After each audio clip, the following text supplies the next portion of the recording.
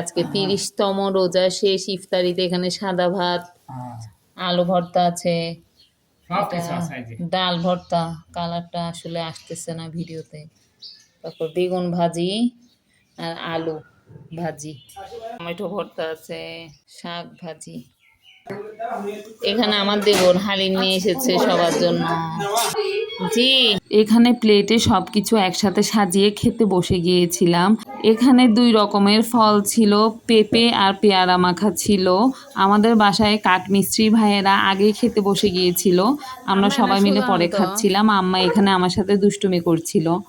হ্যাঁ হ্যাঁ,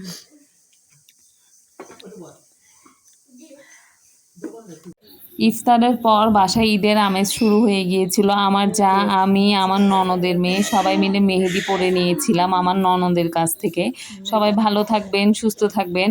সবাইকে ঈদের শুভেচ্ছা, ঈদ মোবারক।